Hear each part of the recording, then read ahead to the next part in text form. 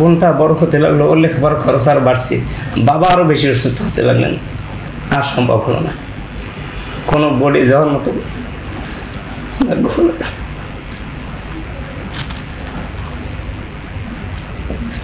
Sir অনেক বড় প্রতিজ্ঞা নিয়ে গেলাম, আমার বোনকে আমি মানুষ করবো।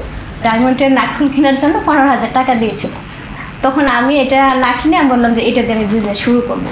আসসালামু আলাইকুম। নিজের বলার মতো একটা গল্পের আজকের আয়োজন থেকে আপনাদেরকে স্বাগত জানাচ্ছি। আমি ইকবাল বাহার। আপনারা জানেন যে আজকে আমাদের একটা বিশেষ দিন। আমাদের ফাউন্ডেশনের আমরা যে প্রশিক্ষণ দেই দক্ষতা এবং উদ্যোক্তা বিষয়ে এবং বিনামূল্যে, যেটা বাংলাদেশে এই মুহূর্তে আর কেউ করছে না, আমরাই একমাত্র বিনামূল্যে প্রশিক্ষণ দিয়ে থাকি এবং ধারাবাহিকভাবে আমরা প্রশিক্ষণ দিয়ে যাচ্ছি। আমাদের 28তম ব্যাচ চলছে এবং আজকে হচ্ছে আমাদের এই প্রশিক্ষণের 2500তম দিন, 2500তম দিন। এবং এই দিনে আমরা আমাদের সারা বাংলাদেশের 64 জেলার 492টা উপজেলার এবং বিশ্বের 50টা দেশে আমাদের প্রবাসী সহ সবাইকে জানাচ্ছি শুভেচ্ছা, ভালোবাসা এবং অভিনন্দন। অনেক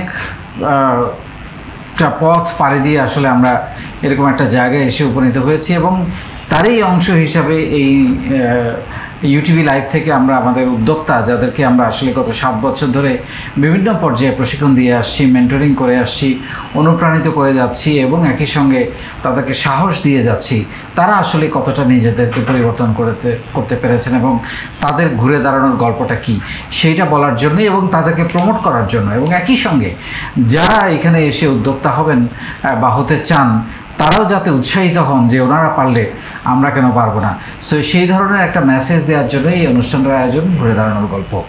এবং আজকে আমরা আরও 2জন অতিথিকে আমন্ত্রণ জানিয়েছি এবং তারা একজন এসছেন টাঙ্গাইল থেকে মাকসুদা আক্তার এবং আমাদের সঙ্গে আরেকজন এসছেন বরগুনা থেকে মোহাম্মদ খোকন। হ্যাঁ, সো আমরা 2জনের সাথে আলাপ করব। তার আগে আমি একটু আপনাদের ছোট করে যদি বলি, সেটা হচ্ছে যে মাকসুদা মাত্র 4,000 টাকা দিয়ে ব্যবসা শুরু করেন এবং এখন মাসে প্রায় লক্ষাধিক টাকা সেল করেন। কিভাবে এটা উনি করেছেন, কিভাবে এই অর্জন ওনার তৈরি হলো, সেটা আমরা জানার চেষ্টা করব। এবং আমাদের খোকন ভাইয়ের অনেক গল্প, আমি খুবই মানে আবেগপ্রবণ হয়ে গেছি। উনি একসময় মাঠে গরু চড়াতেন, সেটা উনি আমাকে জানিয়েছেন। প্রাউডলি আজকে আমরা এই কথাগুলো বলবো।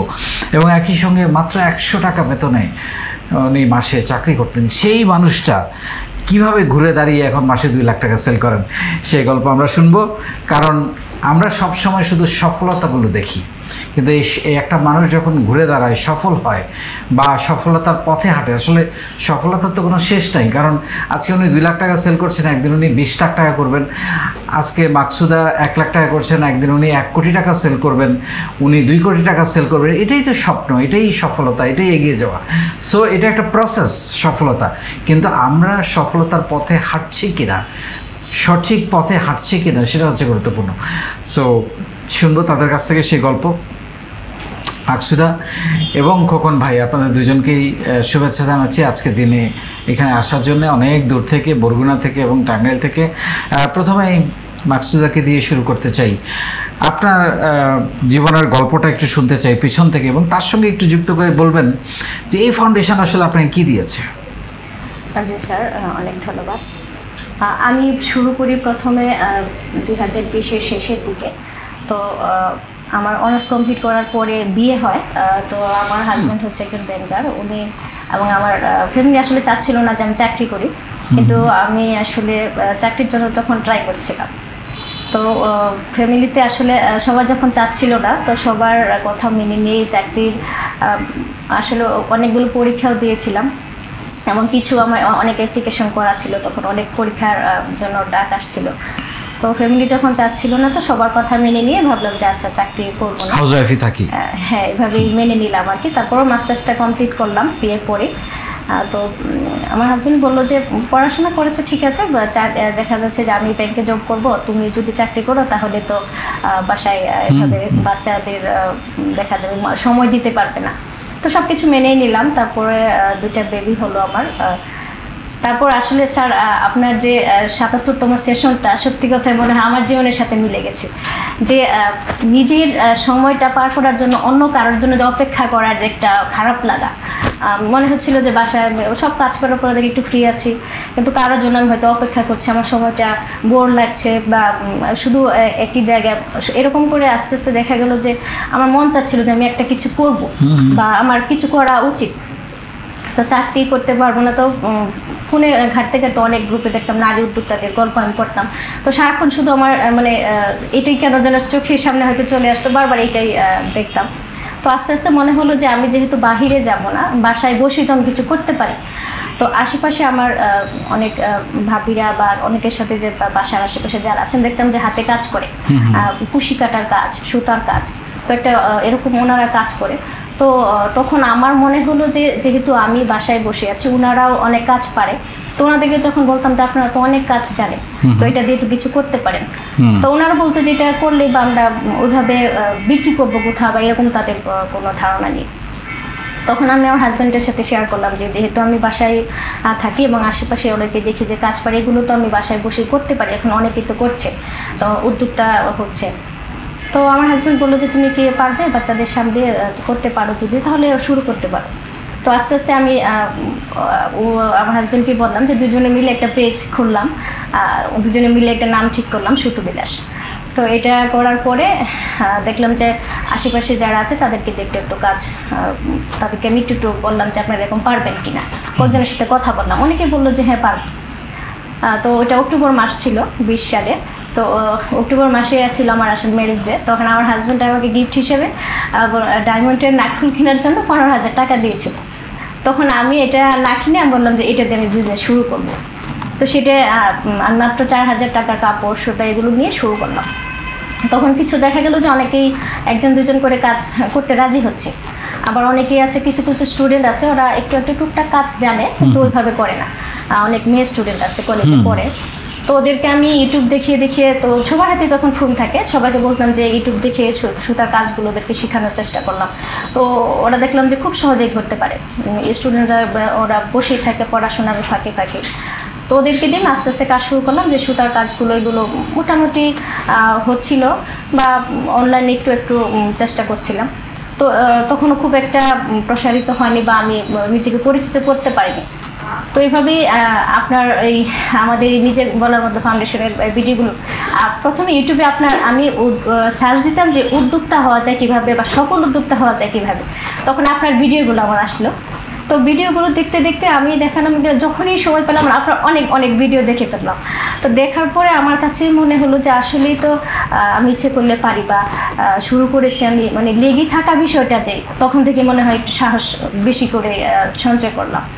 তো তারপর আস্তে আস্তে এভাবে কাজ শুরু করলাম। ফাউন্ডেশনে আমি নিয়মিত সেশন কাজগুলো করলাম এবং সবচেয়ে বড় কথা হচ্ছে আমি 47তম পর্যন্ত ভিডিও সেশনগুলো করেছিলাম। তো সেখান থেকে আমার কথা বলার জড়তাটা আমরা আগে একদমই কথা বলতে পারতাম না ক্যামেরার সামনে বা কারণ আমি এই প্রশ্নটা আপনাকে করতে যাচ্ছিলাম, আমি দেখতে পাচ্ছি আপনি খুব সুন্দর করে কথা বলতেছেন, মানে এটা কি আগে থেকে ছিল? না না, এটা আমি সম্পূর্ণই বলবো যে এটা ফাউন্ডেশনের অবদান, কারণ আমি দুজন মানুষের সামনে কথা বলতে মনে হচ্ছে হাত পা কেঁপে যেত এরকম। তো আমি সেশন কাজগুলি এত নিয়মিত প্রত্যেকটা সেশন করেছি এবং 17তম ব্যাচে আমি 3টা ব্যাচে আমি একটানা কন্টিনিউ করেছি। তারপরেও আমি আমাদের টাঙ্গাইল জেলা তো জানেন যারা আছেন আমাদের দায়িত্বপ্রাপ্ত, ওনারা সবসময় আমাদের উৎসাহিত করেছে যে 100% প্রতিদিন যে সেশন ক্লাস করেছে এবং কথা বলার জড়তা কাটানো এবং সেশন বিশ্লেষণের জন্য পুরস্কার ঘোষণা করেছিল। তো আলহামদুলিল্লাহ আমি সবটা দিয়ে পুরস্কার নিয়েছিলাম, একদম শুরু থেকে সবচেয়ে সর্বোচ্চ উপস্থিতি এবং কথা বলার সেশন বিশ্লেষণ এগুলোতে আমি পুরস্কারটা পেয়েছিলাম। তখন আরও উৎসাহটা বেড়ে গেল। তো সেশনে তখন আমার ক্লাস আমাদের টাঙ্গাইল জেলার পাশাপাশি ফাউন্ডেশনে দেখা গেল আমার পরিচিত অনেক বেড়ে গেল, তখন তো আরও সাহসটা বেড়ে গেল। তো এইভাবে আস্তে আস্তে শুরু করলাম। তারপর আমি শুরু করলাম পাশাপাশি পাট পণ্য নিয়ে। তো পাট পণ্যটা আমি নিজেই শিখলাম আগে, শেখানোর পরে আমার দেখা গেল যে কর্মীর সমস্যাটা খুব বেশি দেখা দিচ্ছিল, যে পাটের কাজটা খুব একটা আশেপাশে কেউ জানে না। তো আমি নিজেই কয়েকজনকে শিখিয়ে পাটের ব্যাগ তৈরি করা, বিভিন্ন ধরনের পাটের ফেব্রিকগুলো দিয়ে আমি নিজে কয়েকটা এই ব্যাগগুলো এগুলো সব আমার নিজে তৈরি করা। এটা আপনার? জি, আমি নিজে করেছি এবং এটা নিজে হ্যান্ড পেন্ট করেছি। তো এগুলো আমি কয়েকজনকে শিখিয়ে আমার বাসায় 2টা মেশিন, ইলেকট্রিক মেশিন কিনে আমি বাসাতেই, সবার কাছে ইলেকট্রিক মেশিনটা আসলে থাকে না, যেটা দিয়ে আসলে ব্যাগ তৈরি করার জন্য ভালো হয়। তো সেটা আমি বাসায় শুরু করি এবং 2 থেকে 3 জন কর্মী অলরেডি আমার কাজ করে এই পাটের ব্যাগের জন্য, আর সুতার কাজের জন্য 10 থেকে 11 জন আছে। এবং পাটের ব্যাগের দেখা যায় যে আরও অনেকেই শিখতে চাচ্ছে, মানে এখন আমি আসলে সময় দিতে পারি না এবং বলছে যে আপনি শিখিয়ে দেবেন, আমরা করবো। তো আপনি শুধু পাট নিয়ে কাজ করেন? না, আমি হাতের কাজের পণ্য প্রথমে যেটা শুরু করেছিলাম, তারপর হচ্ছে পাটের পণ্য যেটা। যে ফাউন্ডেশনও আলহামদুলিল্লাহ আমি পাট পণ্য নিয়ে অনেক সাড়া পেয়েছি। তো যখনই দেখা যায় যে আমি পণ্য প্রদর্শনী, পাটের কি পণ্য আপনি বানান? একটা দেখলাম ব্যাগ, এই ব্যাগটা একটু আবার ধরেন। হ্যাঁ, পাটের টিফিন ব্যাগ আছে, হ্যান্ড পার্স আছে, তারপর হচ্ছে খুবই সুন্দর ফেব্রিকগুলো দিয়ে যেমন কোরআন শরীফের কভার তৈরি হয়, তারপর হচ্ছে লাঞ্চ ব্যাগ, এগুলো তো আছে, স্কুল ব্যাগ হয়, তারপর আমরা ওয়ালমেট হিসেবে কিছু কিছু ছোট ছোট জিনিস আছে, ছোট এগুলো আমরা তৈরি করি। তারপর রানার, টেবিল রানার, ডাইনিং টেবিলের জন্য। এগুলো আমি আসলে আপনাকে প্রমোট করার চেষ্টা করছি আপনার প্রোডাক্টগুলোকে মানুষকে জানানোর জন্য। লাখ টাকা সেলের ট্রিক্সটা কি? মানে সবাই তো পারছে না, আপনি কীভাবে পারলেন? তাদের জন্য আপনার পরামর্শ কী হবে? পরামর্শ আমার মনে হয় যে সবচেয়ে বড় কথা হচ্ছে যে লেগে থাকা। আমি যখনই দেখা যাচ্ছে যে আমার ফ্যামিলিতে দেখা যায় একটু সমস্যা হলে আমার হাজব্যান্ড মাঝে মাঝে বলতো যে কী দরকার, তুমি এগুলো ছেড়ে দাও। বা আমার শাশুড়ি শ্বশুর বলতো যে, আর আশেপাশে যারা আছে তারা অনেকেই এরকম দেখা গেছে, আমি কুরিয়ারে যাচ্ছি কিছু প্রোডাক্ট নিয়ে রাস্তায় দাঁড় করে বলছে যে তুমি নাকি এগুলো কাজ করো, বিজনেস করো। আমি বললাম জি আন্টি করি। উনি বলছেন যে শ্বশুর চাকরি করে, হাজব্যান্ড চাকরি করে, কি দরকার এত কিছু করা। মানে এগুলো শুনে হয়তো মন খারাপ হতো, কিন্তু আমি থেমে যাইনি। আমার হাজব্যান্ড আমাকে, আপনি বলবেন যে আমি তো আমার একটা পরিচয় তৈরি করেছি, যে এরকম তো ওনারা দেখা গেছে যে এটা হয়তো বুঝবে না। আবার অনেকে মেসেঞ্জারও বলতো যে অনেকেই নক করে বলে আপনার কি এত টাকার দরকার। তো আমি ওনাদেরকে একটা উত্তরে দিয়েছিলাম। একজন আমাকে প্রশ্ন করেছিল, আমি বলেছিলাম যে একজন ডাক্তার আর একজন ডাক্তারকে কেন বিয়ে করে? তো উনি তো ডাক্তার, ওনার তো অনেক টাকা আছে, তাহলে ওয়াইফ ডাক্তার হওয়া কি দরকার? তো এই প্রশ্নটা আমি আসলে টাকা, আপনি উত্তরটা দিবেন যে আমার পরিচয়টা কি। Money is not everything. আমার পরিচয় কি, আমি কে, আমার কাজ কি। একটা মানুষের পরিচয় হচ্ছে তার কাজ। আপনি বলবেন যে আমি সেটাই করছি, আমি কাজ করছি, মানে এটা বাই প্রোডাক্ট। কাজ করলে মানি আসবে, কিন্তু আমার মূল উদ্দেশ্য তো কাজ, তাই না? সেটাই। আমি একটু ছোট করে শুনতে চাই লাখ টাকার ট্রিক্সটা। লেগে থাকতে হবে একটা ফাইন, সেটা বলতে গিয়ে আপনি কথাগুলো বললেন। আর কি ট্রিক্স? আর যেটা মনে করি যে আমি পরিশ্রমের তো কোনো বিকল্প নেই। প্রোডাক্ট কোয়ালিটি একটা বড় কোয়ালিটি, মানে বারবার যাতে আপনার থেকে কাস্টমাররা কিনে। জি, আর হচ্ছে যে নিজের একটা আত্মবিশ্বাস দিয়ে আমি মনে করি যে, এবং প্রোডাক্টের কোয়ালিটির পাশাপাশি হচ্ছে যে কথা দিয়ে কথা রাখা, কাস্টমারকে ধরে রাখা, কাস্টমার সার্ভিসটা অসাধারণ হতে হবে এবং প্রোডাক্টটা এক্সক্লুসিভ হতে হবে, মানে আপনার কাছেই পাওয়া যায়, এটা অন্য কারো কাছে পাওয়া যায় না, ডিজাইন এবং অন্যান্য দিক থেকে, তাই না? জি স্যার, ওই পাটের পণ্যগুলো এর জন্য বেশি, মানে আমি যখন বলতে চাচ্ছিলাম যে স্যার আমি যখন ফাউন্ডেশনে পণ্য প্রদর্শনী করি, মানে ঢাকার এই দিকের আপুরা শুধু বলে যে আপু পাটের প্রোডাক্ট দেখান, কারণ ড্রেস আমরা তো সব জায়গায় পাই, কিন্তু আপনার কাছে যেটা পাই এটা এদিকে পাই। অসাধারণ। আপনার আজকে থেকে সেল আরও বেড়ে যাবে। ঠিক আছে, আমরা আসবো আপনার স্বপ্ন নিয়ে শুনবো। তার আগে আমরা একটু বরগুনায় যেতে চাই। আমাদের ভাই খোকন ভাই বরগুনা থেকে কষ্ট করে এসছেন। ভাই আপনার গল্পটা একটু শুনতে চাই, আমাকে ভীষণ টাচ করেছে। আপনি অনেক অনেক কাজ করেছেন। আমি আসলে শিখেছি ছোটোবেলা থেকে ছোট কাজ বড় কাজ বলে কিছু নাই, প্রত্যেকটা কাজ। কিন্তু আপনি যেটা মেনে নিয়ে করেছেন তখন না বুঝে, অনেক সময় আমরা সময়ের কারণে, দায়িত্বের কারণে বা অন্য কিছু না পাওয়ার কারণে অনেক কিছু করি। একটু বলবেন সেখান থেকে। আর এই জায়গায় এসে নিজের বলার মতো একটা গল্প আপনাকে আসলে কি দিয়েছে? স্যার, শুকরিয়া জ্ঞাপন করছি মহান রব্বুল আলামিনের এবং কৃতজ্ঞতা স্বীকার করছি নিজের বলার মতো একটা গল্প ফাউন্ডেশনের প্রতিষ্ঠাতা চেয়ারম্যান আমার মেন্টর স্যার আপনার, যে আপনার ফাউন্ডেশনের জন্ম না হলে আমার মতো খোকনের কখনো আবির্ভাব হতো না। শুকরিয়া, আলহামদুলিল্লাহ। আমি স্যার যখন ছোট, প্রায় ক্লাস 4th শ্রেণীতে লেখাপড়া করি, ওই পর্যন্ত মনে আছে। তার আগে কি ঘটেছে জানি না। তখন আমার মনে আছে বাবা খুব অসুস্থ ছিলেন। ওই অবস্থায় মা অসুস্থ এবং ছোট একটা বোন পৃথিবীতে আসে। তখন আমার একদিন খেয়ে যেতাম, একদিন না খেয়ে প্রাইমারিতে যেতাম। সেখান থেকে বাবা মা দেখলেন যে আসলে সম্ভব না, অত ছোট বাচ্চা কখনো কেউ কাজে দেয় না, দিয়েছিলেন। আমার ফুফু সম্পর্কে ওনার বাড়িতে দিয়েছিলেন, আমি কাজ করতাম, তারা আমাকে ভালোবাসতেন, আদর করতেন, বিনিময়ে একটু কাজ করতে হতো। সত্যি কথা, আমি মাঠে গরু চড়াতাম, কষ্টের বিষয় স্যার। খাল পার হতে হতো, আমি পারতাম না, গরুর লেজ ধরে খাল পার হতাম, আবার আসতাম। আর রাতে তার ছেলের সাথে লেখাপড়া করতে বসতাম, কিন্তু বৃত্তি পরীক্ষা যাওয়ার সুযোগ হয়নি। স্যার আমাকে নিতে আসতো, কিন্তু আমি যেতে পারিনি স্যার, কারণ বাবা অসুস্থ, টাকা দিতে পারেন না, মা চালাতে পারেন না। ওখান থেকে মাত্র 100 টাকা দেয় আমাকে। পরে দ্বিতীয় মাসে একটা লুঙ্গি কিনে দিয়েছিল, তাও আমার মনে আছে। এরপর 2-3 বছর ভাবে যায়। পরে যখন একটু বুঝতে শিখলাম যে এভাবে দিন কাটবে না, তাহলে আমার বোনের লেখাপড়া এবং ভবিষ্যৎ টিকবে না, একটু শক্ত হাতে দাঁড়াতে হবে। তখন আমি একজন কার্পেন্টার মিস্ত্রির সাথে যোগাযোগ করলাম যে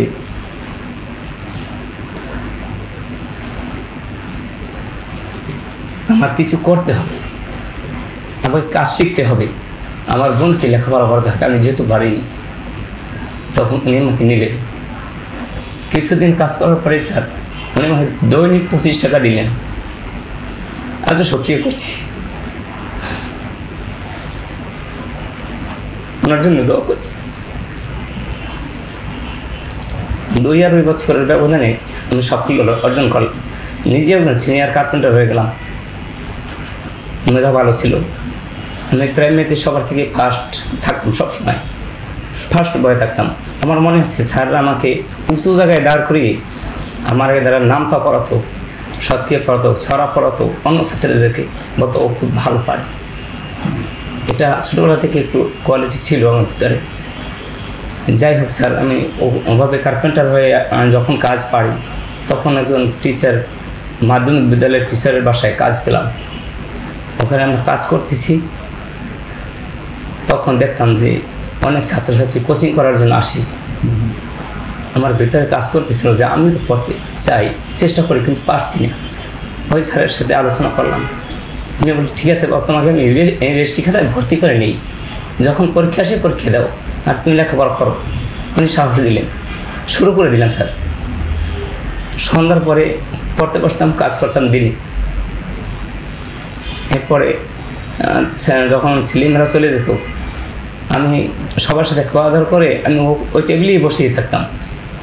কখনো রাত 2-3টে বাজত, হ্যাঁ জ্ঞান বন্ধ হয়ে যেত, আমি ঘুমাতাম।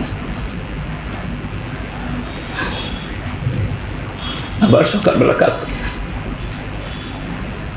এভাবে আগে নিম্ন মাধ্যমিক বিদ্যালয় পার হয়ে গেল। এবার বোনটা বড় হতে লাগলো, ওর লেখাপড়ার খরচ আরও বাড়ছে, বাবা আরও বেশি অসুস্থ হতে লাগলেন, আর সম্ভব হলো না, কোনো বোর্ডে যাওয়ার মতো ভাগ্য হলো না।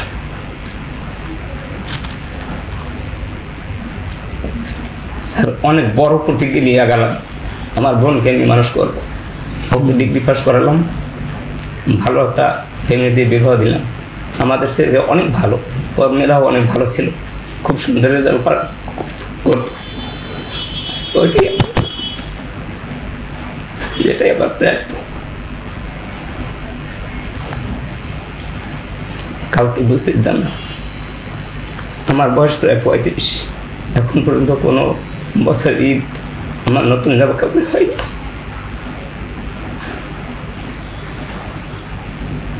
ভালোই কাটলো ইনশাল্লাহ। পরে যখন কার্পেন্টারের কাজ করি, আমি একটা স্মার্টফোন কিনলাম 4000 টাকা দিয়ে, সেখানে ওখান থেকে ওই ফোনটা দিয়ে বেশি আমি চেষ্টা করতাম যে আসলে কি পাওয়া যায়, এদের কি আছে, মোটিভেশনাল কথা শুনতে বেশি ভালো লাগতো। তখন আমি ফাউন্ডেশন তো কিছু বুঝতাম না, তবে আপনাকে দেখতাম যে স্যার পাগড়ি মাথায় দেওয়া যে ভিডিওগুলো স্যার করতেন, তখন বুঝতাম না যে মেন্টর কি, প্রতিষ্ঠাতা কি, বুঝতাম না, শুধু ভিডিও শুনতাম। দেখতে কেমন যেন একটা আসক্ত হয়ে গেলাম। ভিডিও যত দেখি অতই এই ভিডিওই চলে আসে, আমার মেন্টরের ভিডিও আসে, বারবার দেখতেছি, যত শুনি ততই ভালো লাগা কাজ করে। বিভিন্ন ধরে গেলাম স্যার ফাউন্ডেশনের ভিডিওর প্রথমে দেখতে হঠাৎ করে আমাদের প্রিয় যে মডারেটর মানসুরিন আপু আছে বরগুনা জেলার, ওনার ইউটিউব লাইভের ভিডিও সামনে চলে আসলো। আমার শুরু হয়ে গেল নতুন অধ্যায় স্যার। খুঁজে বের করলাম আপুকে, রেজিস্ট্রেশন করলাম বরগুনা জেলার মাসুদ রানা ভাইয়ের মাধ্যমে রেজিস্ট্রেশন সম্পন্ন করলাম। তাদের সকলের সহযোগিতায় স্যার প্রতিদিন সেশন চর্চা ক্লাস শুরু করে দিলাম। আমার এর আগে যে অভ্যাসগুলো ছিল সম্পূর্ণ পরিবর্তন হয়ে গেল স্যার। একদিনই রেজিস্ট্রেশন করার পর সেশনে যুক্ত হওয়ার পরেই যেখানে এত ভালো মানুষ, আমার ফ্যামিলিতে অনেক কোটিপতি আছে স্যার আমার ফ্যামিলিতে, অথচ আমি জিরো। তারা কখনো আমাকে ভালো কোনো অ্যাডভাইস করে না, কিন্তু আমার নিজের বলার মতো একটা গল্প ফাউন্ডেশনের সকল ভাই বোন সুন্দর অ্যাডভাইস দেয়, পরামর্শ দেয়। তাদেরকে আমি আপন করে বুকে আঁকড়ে নিলাম যে এটাই আমার পরিবার। নতুন করে জীবনটা শুরু হয়ে গেল স্যার। প্রতিদিন মাঝে মধ্যে আড্ডায় দিতাম, চা নাস্তার এখন আর হয় না। আর সবাইকে বলতাম যে আমাদের ক্লাস শেষ অন্য জেলায় কখন হয় আমাকে লিঙ্ক দেবেন, আমি অন্য জেলায় যাব। বিভিন্ন জেলায় যাওয়া শুরু হয়ে গেলো স্যার। সম্পর্ক বেড়ে গেল, সবার সাথে নেটওয়ার্ক তৈরি হয়ে গেল, বেশি ভালো লাগা শুরু করলো। তখন থেকে আস্তে আস্তে সবাই, যে খোকনকে কেউ প্রায়োরিটি দিত না, সে চিনত না, মূল্যায়ন করতো না, সবাই খোকন ভাইকে খোকন ভাই বলে ডাকি। এখন আরও একটু ভালো লাগা কাজ করে, সাহসিকতা বেড়ে গেল স্যার। যে স্বপ্ন দেখা সাহস করা আস্তে আস্তে স্যার শুরু হয়ে গেল। দেখছি অনেক ভাই বোন অনেক উদ্যোগ গ্রহণ করে। কিছুদিন যেতে না যেতে আমি ভাবলাম আমি একটা কিছু করবো ইনশাল্লাহ। সাহস করে শুরু করলাম যে আসলে যে করবো, আমার তো কোনো টাকা নেই, শুধু একটা ফোনই আছে। আর দৈনিক যে আয় করি স্যার সেটা আমার ব্যয় হয়ে যায় বোনের পিছিয়ে, সংসারে 1 টাকাও রাখার মতো সুযোগ থাকে না। এই জন্য কী করবো, দেখলাম 21 সালের লাস্টের দিকে 22-এর শুরুতে জানুয়ারি ফেব্রুয়ারিতে আমাদের বাড়িতে তেঁতুল গাছ আছে, তেঁতুল পাখি। স্যার বলেছেন অনেক শেষ শুনি যে আপনার যেটা আছে, যেটা ভালো লাগে ওটা দিয়ে শুরু করেন, দেখবেন একজন না একজন এত বড় বাংলাদেশে এত বড় একটা প্ল্যাটফর্মে একজন না একজনের প্রয়োজন হবে। এগুলো স্যার আমার মাথায় ঢুকেছিল যে আমি তো পারি।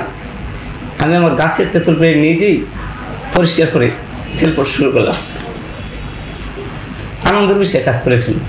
দেখি এত কমেন্ট আসছে, রিপ্লাই দেওয়ার মতো সুযোগ হয় না, এত কমেন্ট আসছে, খুব ভালো লাগলো। এই যে একটা টপিক স্যার একটা আমরা সেশনে পাই যে স্বপ্ন দেখুন, শুরু করুন, সাহস করুন এবং লেগে থাকুন, সফলতা আসবেই। এই কথাটা আমার ভিতরে কাজ করছে, তখনই টাচ করেছি। স্যার এই বাক্যটা তো আমি ধরে রাখতে পারি সুন্দরভাবে। আমি সাহস করলাম, শুরু করলাম, ইনশাল্লাহ সহযোগিতাও পাচ্ছি। ওখান থেকে স্যার শুরু হয়ে গেল। ওখান থেকে আমার নিজের গাছের তেঁতুল বিক্রি হলো 1600 টাকা কয়েকদিনের ভিতরে। দেখি বারবার কাস্টমার ফোন করে, মেসেজ করে, ফোন দেয় নেওয়ার জন্য। ওটা আমার পুঁজি স্যার, ওই পুঁজি দিয়ে শুরু হলো। তারপর ভাবলাম যে কী করা যায়, আরও কিছু অ্যাড করা যায়, এটা তো সিজনাল আর থাকবে না। পরে সিজনাল আমি ওটা দিয়ে আবার আমার অঞ্চল থেকে আরও অন্য মানুষের কাছ থেকে ক্রয় করে আবার আমার ক্রেতাদেরকে দিচ্ছি। এর ভিতরে এতটা ভালো লাগে স্যার, কিছু এক্সপোর্টার আছে যারা তেঁতুল প্যাকেটজাত করে এক্সপোর্ট করে, ওরাও আমাকে নক করেছিল। ইন্ডিয়া থেকে নক করেছিল, বাংলাদেশের অনেক এক্সপোর্ট ভাইয়েরা নক করেছিল যে আপনি 100 গ্রাম করে প্যাকেট করে দিতে পারবেন কিনা। ওই রকম তো আমার অ্যাবিলিটিই নেই স্যার, আমি যে সেলার মেশিন কিনবো সেরকম তফিক আমার নেই। তাদেরকে বলিনি, বলছে যে না ভাই আমি ওগুলো পারবো না, কিন্তু আমি যে কী অবস্থানে আছি সেটা আমি জানি। আস্তে আস্তে স্যার সাহস বেড়ে গেল। পরে শুরু করলাম আমি সরিষার তৈল নিয়ে এবং হলুদ মরিচের গুঁড়ো নিয়ে, যেটা আমার নিজের অঞ্চল থেকে হলুদ মরিচ কালেকশন করে নিজে গুঁড়ো করে দিতে পারি। এবং তৈলটা আমি বগুড়া থেকে এক ভাইয়ের থেকে গানি মিল থেকে নিতাম, কালেকশন করে নিই। অল্প অল্প করে শুরু করলাম। প্রথমে 30 লিটার, এরপরে 60 লিটার, আস্তে আস্তে বাড়ানোর চেষ্টা করলাম স্যার। তখন দেখি ইনশাল্লাহ সেল হয়। আর যে একবার নেয় সেই স্যার দ্বিতীয়বার রিপিট কাস্টমার হয়ে যায়। সবথেকে বড় যে একটা বিষয় স্যার বলছিলেন যে আসলে কিভাবে সম্ভব এত হঠাৎ করে, আমি স্যারের মানি খুঁজে পেয়েছি। যেমন আমি যদি আপনার অফিসে একজন এমপ্লয়িকে বা একজন স্টাফ ভাইকে দিতে পারি আমার একটা প্রোডাক্ট, সে টোটাল অফিসটা মার্কেটিং করবে। আমার প্রোডাক্টটা এরকম একটা বিষয় থাকে, আর আমি তার সাথে যদি একবার কথা বলি সে দ্বিতীয়বার অন্য কোথাও যেতে পারবে না। সম্পূর্ণ নিজের ভিতরে স্যার। আমি যদি এক ভাইকে দিই, তার যে আত্মীয় স্বজন আছে তারা আমার কাস্টমার হয়ে যায়। আমার মার্কেটিংটা ওই ভাইই করে দেন বিনা পয়সায়, ফ্রিতে। এটাই স্যার আমার। এখন মাসে কত সেল আপনার? জি স্যার, আমার মাসে এখন অনলাইনে প্রায় 70 থেকে 1 লক্ষ আছে অনলাইন, এবং অফলাইন আছে স্যার আমার পার ডে 5 থেকে 15,000 টাকা অফলাইন। আমি ছোট্ট একটা আউটলেট করেছি স্যার। মানে অফলাইনেও প্রায় 3-4 লাখ টাকা? জি sir. Very good, very good. তাহলে আপনার প্রোডাক্ট কি কি? তেঁতুল? জি স্যার, এখন তো তেঁতুলের দিকে আর যাচ্ছে না, এখন তেল, মশলা এবং ঘি এবং অর্গানিক অন্যান্য আইটেম আছে স্যার। প্রায় 100 হয়ে গেছে অর্গানিক, অল্প অল্প করে। আমি শুধু স্যাম্পল হিসেবে রাখি স্যার। এখানে কিছু টেকনিক আছে যেটা আমি শিখেছি এখান থেকে। 3টা আপনার কমন স্যার। যদি বলেন যে আপনি যে মাসে এখন 5 লাখ টাকা সেল করেন, এই যে এত বড় একটা নেটওয়ার্ক পেয়ে, জি, 3টা কারণ বলেন যে কি কারণে আপনি এই সেলটা পাচ্ছেন। 3টা কারণ আপনার কি মনে হয়? জি স্যার, আমার প্রথমত কারণ হচ্ছে আমি যাকে প্রোডাক্টটা দেই, যেমনটা বলি তার থেকে ভালো দেই। তার মানে আপনার প্রোডাক্ট কোয়ালিটি ভালো? 100% আমি কোয়ালিটি ভালো দেওয়ার চেষ্টা করি। কথা দিয়ে কথা রাখেন, যেটা আমরা একটু আগে আলাপ করছিলাম। তারপর কথা দিয়ে কথা রাখি। এরপর স্যার আমি প্রত্যেককে একটা করে গিফট দিই। সে জানে না, যখন খোলে তখন আমাকে ছবি আবার পাঠায় যে ভাই এটা কি। সো এটা আপনার একটা টেকনিক? জি স্যার। যে প্রোডাক্টের সাথে গোপন গিফট। হ্যাঁ, একটা সারপ্রাইজ গিফট, গোপন না, সারপ্রাইজ গিফট। সেটা স্যার আমি এটা একটা ভালো মার্কেটিং পলিসি। আর আরেকটা হলো আমি তার সাথে যোগাযোগ ব্যবস্থা রাখি, রিলেশনশিপটা তৈরি করি। রিলেশন, যাতে সে বারবার আপনার থেকে প্রোডাক্ট। জি স্যার, রিলেশনশিপটা তৈরি করি। আর স্যার তার সাথে এমনভাবে যোগাযোগ করি, আর যে একটা গিফট দিই সেটাও আমি টেকনিক করে দিই। যেমন তার বাসায় 2টা বাবু আছে বা 3টা বাবু আছে, 3টা গিফট দিই, যে 3টা খাবার জিনিস দিলাম, যা একটা থাকলে তার একজনকে দিব। আর একটা বিষয় হলো স্যার, আমি যে আসছি দেখাতে, যতবার আসি ততবার আমি সাথে প্রোডাক্ট নিয়ে আসি। যেমন অর্ডার দিয়ে একটা থাকে। এই যে খুব আনন্দের বিষয় স্যার, আমি যে আসলাম কালকে, আমি কালকে দিনে আসছি 3টার সময় আমি নামছি, আমার জন্য অপেক্ষা করছে যাত্রাবাড়িতে এক আপু, এই মিরপুরে এক ভাই ফোন দিচ্ছে, আরও 2-3 উদ্যোক্তা ভাই। এটা স্যার নিজের বলার মতো গল্প ফাউন্ডেশনের জন্য সম্ভব। আপনার স্বপ্নের কথা শুনবো, তার আগে আমি একটু আমাদের আপু মাসুদা, সো আপনার কাছে একটু যে আসতে চাই। আসলে ওনার গল্প শুনতে শুনতে আমরা সবাই একটু আবেগপ্রবণ হয়ে গেছি, স্বাভাবিক। মানে এবং আমার ধারণা উনি একটু হালকা হয়েছেন কথাগুলো বলতে পেরে। সো দুঃখের কথা থাকতেই হবে। আমিও আমার অনেক পেছনের গল্প মানুষের সাথে শেয়ার করেছি। আমার ভিডিওগুলো দেখলে পাওয়া যাবে সেগুলোতে, কষ্টের সময়টা, দুঃখের সময়টা। এখন হয়তো সবাই দেখে যে আমি একটা সুন্দর জীবন লিড করছি, বাট এটা পেতে গিয়ে আমাকে কি কি কষ্ট করতে হয়েছে সেটা তো আমি জানি। তো যেটা আমি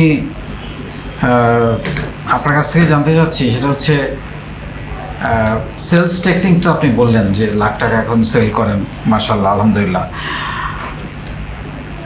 আপনার কখনো কি এরকম মনে হয়, যেমন আপনার এখন একটা আইডেন্টিটি তৈরি হয়েছে, আপনি এখন একজন উদ্যোক্তা, আপনি নিজের ইচ্ছে মতো খরচ করতে পারেন, বাচ্চাদের জন্য চাইলে একটা গিফট কিনতে পারেন, এইটা আপনাকে কেমন ফিলিংস দেয় যে আমার একটা পরিচয় তৈরি হয়েছে এখন?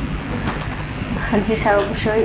তো সব বললাম যে প্রত্যেক মানুষেরই আসলে নিজের একটা পরিচয় বলার মধ্যে যে একটা ভালো লাগা, বা আমার পরিবার কি বা আমার হাজবেন্ড কি, সেটার চাইতে নিজের যে একটা আত্মতৃপ্তি সেটা অন্যরকম। তো হয়তো বা আমাকে কেউ দেখলে প্রথমে জিজ্ঞেস করবে না যে আমি কী পড়াশোনা করছি, কিন্তু আমি কী করছি সেটা কিন্তু সবাই আগে জিজ্ঞেস করে। তো যখন আমি বলি যে আমি একটা নারী উদ্যোক্তা, তখন আমার কাছে ভালো লাগে এবং অনেকে জানতে চায় যে কী ধরনের উদ্যোগ, হ্যাঁ কীভাবে হবে। বা আর দেখা যাচ্ছে আমার যখন শুরু করি আমার পরিবারে, তো শুরুর দিকে আমি কিছু ট্রেনিং নিচ্ছিলাম, তখন আমার বেবিগুলো ছোট ছিল। তো আমার শাশুড়ি মা অনেক হেল্প করেছেন, বাসায় রেখে যেতাম, তখন খুব খারাপ লাগতো এরকম যে বাচ্চাদের বাহিরে থাকতে হতো। তো উনি তখন একটু বলতেন যে কী দরকার বাচ্চা রেখে এসব করা, কিন্তু এখন দেখা যায় যে আত্মীয় স্বজন কেউ জিজ্ঞেস করে উনি প্রাউডলি বলেন যে না যে আমার ছেলে বউ এটা করেন, বা আমি যে রুমে বাসায় ছোট্ট একটা রুমের শোরুমের মতো আমার বাসায় একটা রুম আছে, উনি নিচে গিয়ে দেখা যে আমার ছেলে বউ এটা করে দেখেন নিয়ে যায়, তখন আসলে ভালো লাগে যে মানে আমরা আসলে সব কথাই বদলে দিতে পারি আমাদের কাজ দিয়ে, আমাদের আচরণ দিয়ে, আমাদের ভালোবাসা দিয়ে। আমি একদম শেষের দিকে চলে এসেছি, আপনার স্বপ্ন নিয়ে একটু জানতে চাই। মানে একটা জায়গায় তো আপনি আসলেন, অনার্স করেছেন, মাস্টার্স করেছেন, তারপরে ঘরে বসেছিলেন, তারপরে উদ্যোক্তা হলেন, আলহামদুলিল্লাহ এখন সফলতার পথে হাঁটছেন। 10 বছর পরে মাকসুদা নিজেকে কোথায় দেখতে চায়? যে আমার ইচ্ছে আছে যে আমার শোরুম তো থাকবে, এবং আমার সুতু বিলাস যে সেটা যদি একটা ব্র্যান্ড হিসাবে আমি তৈরি করতে পারি। কারণ আমি এই যে একটা ড্রেস পরে আসছি, আমি সবগুলো নিজের ডিজাইনের সবসময় কাজ। এটা আপনার নিজের করা?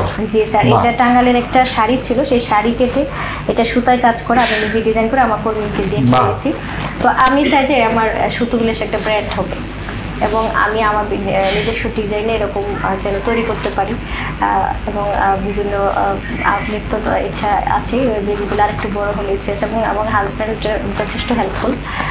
উনি খুশি? আপনার হাজব্যান্ড খুশি? জি আলহামদুলিল্লাহ, এটাই হচ্ছে সবচেয়ে বড় প্রাপ্তি। আমাদের ভাই, আমি আমাদের খোকন ভাইয়ের কাছে আসতে চাই। খোকন ভাই, আপনার স্বপ্ন কি? কোথায় খোকন ভাই এই নিজের চোখের জল মুছে বোনকে মানুষ করে, বাবা মার দুঃখ কষ্ট দূর করে এখন কোথায় যেতে চায় আরও 10 বছর পরে? স্যার, আমার সব থেকে বড় আশা একটা, যে আমি মানুষের জন্য কিছু করতে পারি স্যার। আমি স্যার আপনার আদর্শকে, আপনার যে জীবনী নিয়ে যে হয়, সেশন হয়, সেটাকে বারবার, একবার নয় স্যার, বারবার দেখার চেষ্টা করি, বোঝার চেষ্টা করি স্যার। আর যখন মা বাবার সেশনটা দেন স্যার, আমার বরগুনা জেলায় কিন্তু হাউমাউ করে কান্নাকাটি হয়, কারণ আমরা করি সেশন, চর্চা করি। সেশনটা শুধু পড়ি না, চর্চা করি। শপথনামাটা আমি নিজে পাঠ করার চেষ্টা করি স্যার, কারণ আমার অনেক ভালো লাগে। নিজেকে আমি ওইভাবে পরিবর্তন করেছি স্যার। আমি চাই স্যার যে আমার এমন প্রোডাক্ট থাকবে, যেই প্রোডাক্টগুলো মানুষ নিলেই উপকৃত হবে। যে আপনি বলেছেন স্যার সেশনে যে অন্যের জন্য কাজ করলে নিজের জীবিকার জন্য কখনো কাজের অভাব হয় না। আমি স্যার সেটাকে ধারণ করি। তাই আমি চাচ্ছি আমার অর্গানিক ফুড থাকবে, যেগুলো খাইলে মানুষের কখনো ক্ষতি হবে না, উপকার হবে। আমার লাভ কম হোক, কিন্তু মানুষের যে উপকারে আসে, এইরকম ধরনের আমি 10 বছর পর কমসে কম 10টা শোরুম করতে চাই, 10টা আউটলেট করতে চাই স্যার। আমার ছোট্ট একটা আউটলেট এখন আসছে স্যার, আমি 10টা আউটলেট করবো, যেখানে 100 জন আমার ভাই বোন থাকবে। আলহামদুলিল্লাহ, আমার পুঁজি একেবারে ছোট থাকলেও স্যার এখন আমার সাথে 5-7 জন ভাই বোন কাজ করে, যাদের 1 টাকাও পুঁজি ব্যবস্থা করা লাগেনি, কিন্তু আমি করে দিই। প্রোডাক্ট আমার ভাই বোন কাজ করে, তাদের সেই ব্যবস্থা করে দিই। এবং আমার আশা যে স্যার, আমি ছোট ছিলাম, আমার মতো দুঃখে কষ্টে যারা আছে তারাও যে এগিয়ে আসতে পারে, আপনার এই ফাউন্ডেশন সহায়তা থেকে আমাদের অ্যাডভাইস নিয়ে, সহযোগিতা নিয়ে তারাও বেশি কিছু করবে, ভালো কিছু করবে স্যার, চেষ্টা করে যাচ্ছি স্যার। থ্যাংক ইউ, দোয়া করবেন স্যার। Thank you. আপনাদের দুজনকে অনেক অনেক ধন্যবাদ। শুনলেন আমাদের মাকসুদা এবং আমাদের খোকন ভাইয়ের গল্প, এবং আমি নিশ্চিতভাবে বলতে পারি যে এই গল্প দুটো আপনাদেরকে দাগ কেটেছে, আপনাদের মনে নতুন করে ভাবনা তৈরি করেছে, এবং আপনাদের মধ্যে উদ্দীপনা তৈরি করেছে, সাহস তৈরি করেছে। এবং এই প্রশ্নটাও আপনাদের মধ্যে যেন তৈরি হয়, ওনারা পারলে আমি কেন পারবো না, এই প্রশ্নটাই বারবার আমি আপনাদের মধ্যে রেখে যেতে চাই। কারণ একটা জীবনে বেড়ে ওঠা, কিছু একটা করা এত সহজ জার্নি না। আমরা আজকে শুরু করলাম, কালকে থেকে কিছু একটা হয়ে গেল, ব্যাপারটা কিন্তু সেরকম না।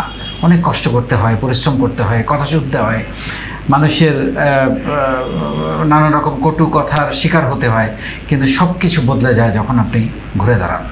সো সেই ঘুরে দাঁড়ানোটা জায়গায় যেতে হলে স্বপ্নটা আগে দেখতে হবে, তারপরে সাহস করতে হবে, তারপরে শুরু করতে হবে এবং লেগে থাকতে হবে। অনেক ধন্যবাদ।